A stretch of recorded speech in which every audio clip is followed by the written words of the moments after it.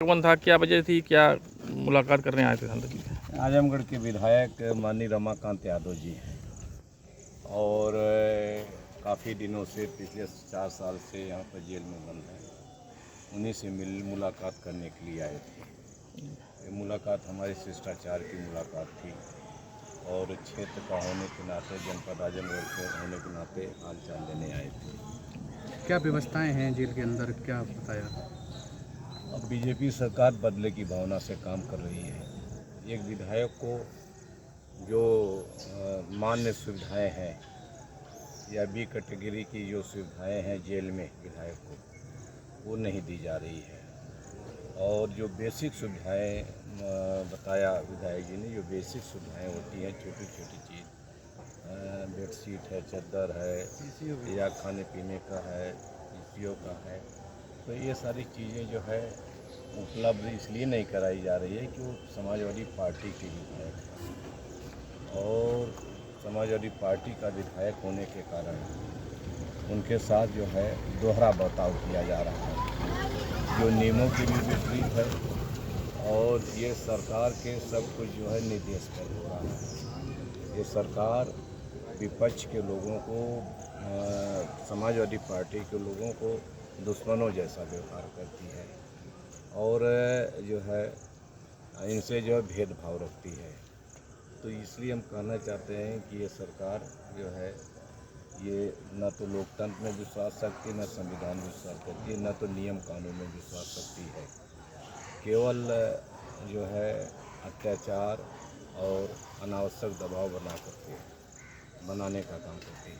मंत्री, जंतर मंतर पे जो हुआ है उसके बारे में क्या कहना है? जंतर मंतर पर जो नौजवानों के ऊपर लाठीचार्ज हुआ, नौजवानों की मांग केवल इतनी थी कि वो नीट की परीक्षा है वो जो है उनमें पारदर्शिता लाई जाए, परीक्षा प्रणाली को जो है वो ठीक और दुरुस्त किया जाए और इसके लिए जिम्मेदार जो शिक्षा मंत्री हैं धर्मेंद्र प्रधान इस्तीफा देने का काम करें। इसको लेकर के महीनों से वो दर्जन वहाँ पर जंतर मंतर पर धरने बैठे हैं। पहले से प्रस्तावित उनका मार्च था संसद की तरफ से, संसद की ओर, और समाजवादी पार्टी के सभी सांसद, विधायक, सभी सांसद और नेता राष्ट्रीय अध्यक्ष माननीय श्री अखिलेश यादव जी के नेतृत्व में इस आंदोलन का समर्थन करने और जो है नौजवानों के साथ देने के लिए गए थे, लेकिन हमारे सांसद को गिरफ्तार कर लिया गया। डिम्पल यादव जी को भी गिरफ्तार करके थाने में बैठाया गया, धर्मेंद्र यादव को भी गिरफ्तार करके थाने में बैठाया गया, छात्रों पर लाठियां चलाई गई। आखिर में बीजेपी सरकार करना क्या चाहती है? हमारी जो जायज़ मांगे हैं, नौजवानों की यही मांग है कि परीक्षा में शुचिता हो और जो है सबके साथ जो बराबर का व्यवहार हो। अगर भारतीय जनता पार्टी ये भी नहीं कर सकती तो तानाशाही के रास्ते पर चल रही है। क्या समाजवादी पार्टी सीजेपी को समर्थन? जो छात्र नौजवान हैं जितने भी वहाँ पर, या कांग्रेस जनता पार्टी के रूप में जो भी नौजवान वहाँ पर, वो तो नौजवान हैं, देश का युवा है, भविष्य है और नौजवानों का भविष्य से जुड़ा हुआ है। तो समाजवादी पार्टी हर उस नौजवान के साथ है जिसका भविष्य बीजेपी सरकार चौपट कर रही है, उस सबके साथ। नहीं, जो जिस तरीके से कृत्य हुआ है, आरोप है सत्ता का कि जिस तरीके से युवाओं ने ये संसद को घेरने का प्रयास किया है, क्या संवैधानिक रूप से ये सही है? बिल्कुल, ये तो हमारा लोकतांत्रिक अधिकार है, हमारा फंडामेंटल राइट है कि हम सरकार के खिलाफ आंदोलन भी कर सकते हैं, धरना प्रदर्शन भी कर सकते हैं, मार्च भी कर सकते हैं और अपनी मांगों को लेकर के सरकार को अवगत कराने का काम। अगर संसद का सत्र जो चलने वाला है और सभी सांसद हैं वो चाहते हैं कि हमारी बात को लोकसभा में उठाने का काम किया जाए, इस पर संसद में चर्चा हो कि भारतीय जनता पार्टी परीक्षा प्रणाली को इतना दूषित करके, एक तरफा करके कुछ ही लोगों को ये जो चयनित करना अपने ही लोगों को केवल चयनित करना चाहती है और देश के नौजवानों युवाओं का भविष्य वो जो है खराब करना चाहती है। तो अगर इस पर लोकसभा में अगर चर्चा हो तो इसमें क्या बुराई है? अगर सांसद समर्थन कर रहे हैं तो इसमें क्या बुराई है। भारतीय जनता पार्टी आखिर में ये तानाशाही के रास्ते पर क्यों चल रही है?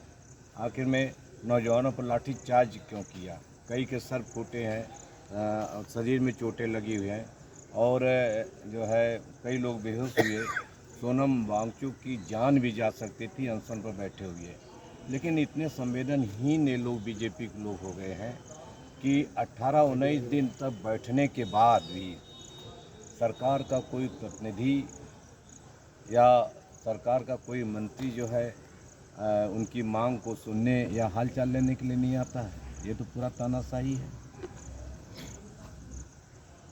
अयोध्या में जो दान गड़बड़ी मामले में सुप्रीम कोर्ट ने SIT तो उत्तर प्रदेश सरकार ने गठित की, वो भी बिना FIR दर्ज किए।